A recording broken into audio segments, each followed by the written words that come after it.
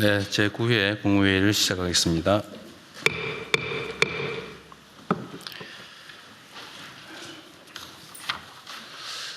대내외적으로 여러 가지 어려움들이 닥치고 있습니다. 우리는 자주 위기를 겪습니다. 그리고 우리는 위기는 기회다, 이런 말도 자주 합니다. 위기가 닥쳤을 때 그 위기를 제대로 이겨내지 못하는 것은 무능한 것이겠죠. 위기를 극복하는 것은 당연한 것입니다. 위기를 기회로 만드는 게 진짜 실력입니다. 위기가 닥치면 변화를 수용할 마음의 준비가 갖춰지게 됩니다. 소위 말하는 기득권도 저항하기가 쉽지 않게 되죠. 그래서 이 위기 상황을 기회 요인으로 바꾸는 거, 이게 정말로 우리가 해야 될 일입니다. 현상이라고 하는 건 매우 복합적이어서 그 안에 위기적 요인, 나쁜 요인과 또 기회적 요인이 뒤섞여 있는데, 기회적 요인, 좋은 측면이 많은 것을 보통 우리는 기회라고 말하고, 나쁜 측면이 많은 걸 위기라고 말하죠. 국면이라고 하는 것은 우리가 어쩔 수 없는 외부 요인, 그리고 어쩌면 자연재해 비슷한 것일지도 모릅니다. 근데 이 중에 나쁜 요인을 최소화하고 좋은 측면을 최대한 키우면 위기 상황이 기회 상황이 되기도 하는 겁니다. 우리는 권한이라고 하는 걸 가지고 있기 때문에 있는 상황을 잘 정리하고 그 중에서도 위협 요소, 또 나쁜 요소들을 최소화하고 또 좋은 요소들을 극대화할 그런 힘이 있습니다. 이 힘을 잘 활용해서 현재 상황을 잘 정리하면 더 좋은 상황을 얼마든지 만들어낼 수 있습니다. 그게 저는 진정한 실력이라고 생각합니다. 우리는 이제 예를 들면 무슨 시험을 볼 때 시험 문제가 어려워지면 낙담을 하고 시험 문제가 쉬워지면 좋아하는 경향이 있죠.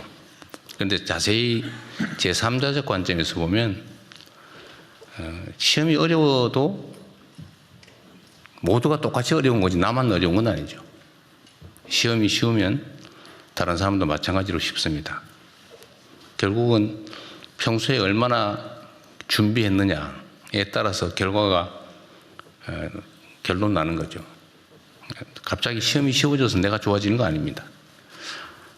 지금의 국제 상황도 모든 국가들이 겪고 있습니다. 또 우리 뜻대로 그 상황을 피할 수도 없습니다. 그러면 결국은 피할 수 없으면 즐겨라, 이런 말이 있는 것처럼 현재 상황을 냉철하게 잘 분석하고 수용하고 그 속에서 기회 요인을 극대화하면 오히려 우리가 더 나은 상황으로 나아갈 수 있다. 상대적인 것이라고 생각합니다. 그래서 우리 국무위원 여러분들의 역할이 그 어느 때보다도 중요합니다. 과거 어느 때보다도 더 절박하게 또 충실하게 최선을 다하면 지금의 상황을 더 나은 상황으로 만들 수 있다라는 게 저의 생각입니다. 아주 잘하고들 계신데 앞으로도 계속 최선을 다해 주기를 부탁드립니다. 중동 지역의 긴장이 심화되면서 에너지 수급, 해운 물류, 금융시장 등 세계 경제 전반으로 불확실성이 빠르게 확대되고 있습니다. 지금은 이러한 외부 충격이 민생과 경제산업에 미칠 영향을 최소화하는 데 모든 국가적인 역량을 총동원해야 되겠습니다. 가장 시급한 과제는 물가 안정입니다. 최근 유류비의 가파른 상승으로 화물 운송, 택배, 배달, 하우스 농가처럼 국민 실생활과 직결된 분야의 어려움이 가중되고 있습니다. 정부는 민생 현장에 이 같은 부담을 실질적으로 덜기 위한 정책을 적극적으로 발굴해서 신속하게 집행해 주시기 바랍니다. 석유 최고 가격제 집행, 에너지 세제 조정과 또 소비자 직접 지원을 포함해서 추가적인 금융, 재정 지원도 속도감 있게 검토해야 되겠습니다.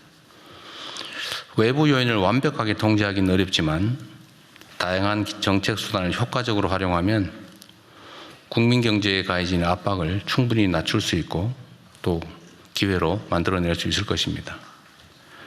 비상한 상황인 만큼 기존 매뉴얼이나 정책을 뛰어넘는 방안과 속도로 시장의 불안 심리를 안정시켜야겠습니다.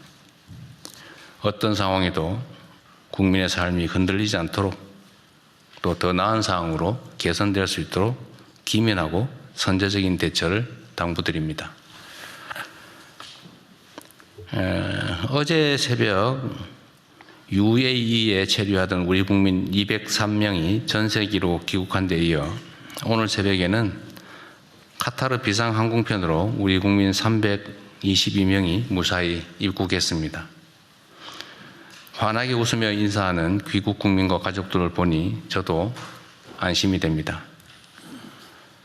외교부의 노고가 컸는데 수고가 많으셨습니다. 또 전폭적으로 협력해 준 UAE와 카타르 정부에게도 감사 말씀을 드립니다. 그러나 아직 현지에는 많은 국민들이 남아 계십니다. 관계부처는 파견 중인 정부 합동 신속 대응팀을 중심으로 모든 국민들이 한 분도 빠짐없이 안전하게 대피하실 때까지 긴장의 끈을 놓지 말고 최선을 다해 주기 바랍니다.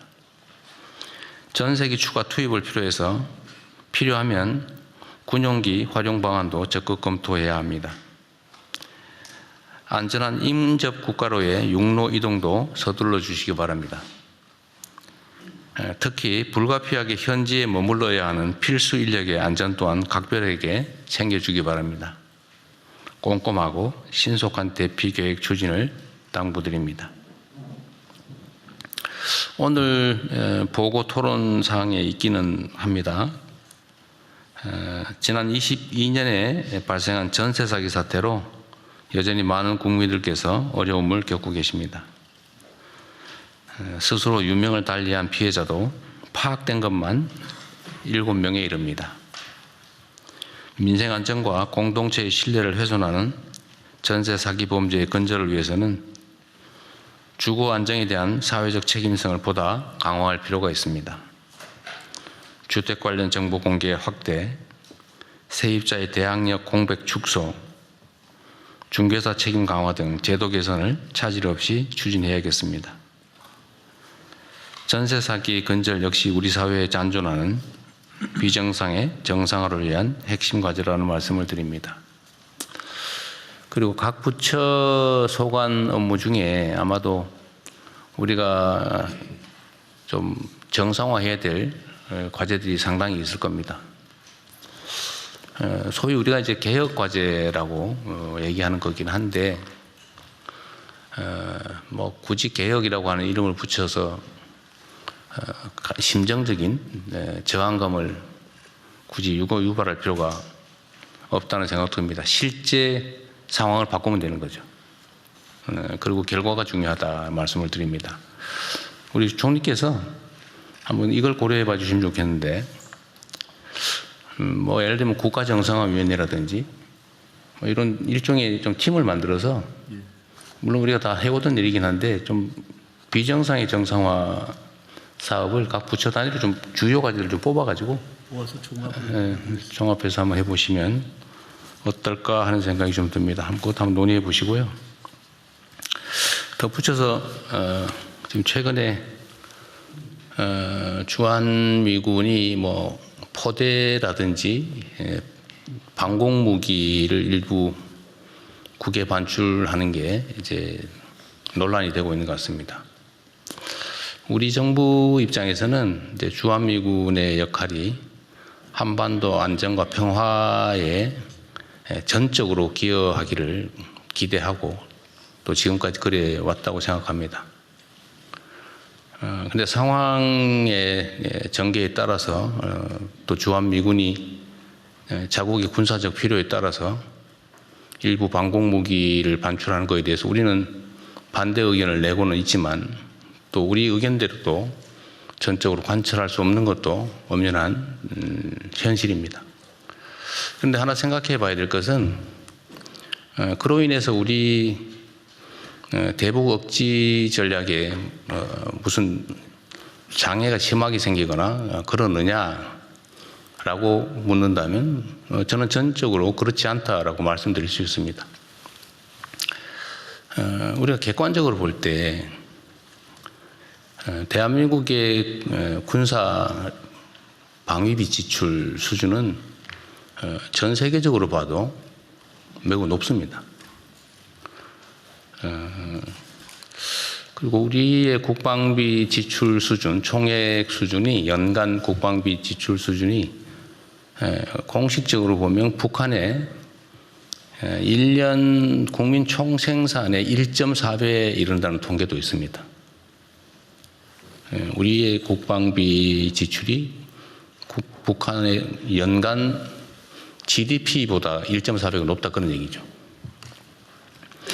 그리고 객관적으로 국제기구가 평가하는 군사력 수준도 전 세계에서 5위로 평가될 정도로 대한민국의 군사 방위력 수준은 높습니다.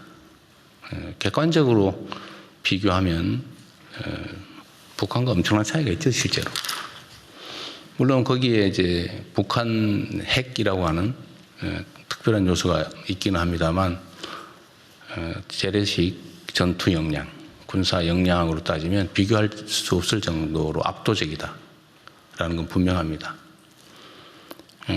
사실은 국가 방위는 국가 단위로 스스로 책임져야 되는 거죠.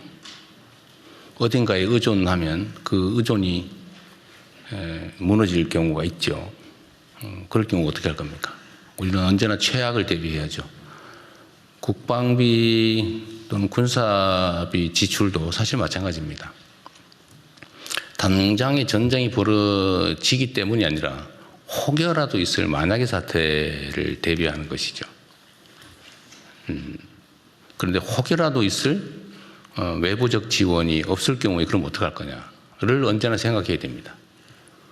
가능성이 매우 낮은 우리가 전쟁에 일상적으로 대비해야 되는 것처럼 국제 질서의 영향에 따라서 외부의 지원이 없어질 경우 우리의 뜻과 다르게 우리의 의지와 다르게 그럴 경우는 얼마든지 발생할 수 있죠.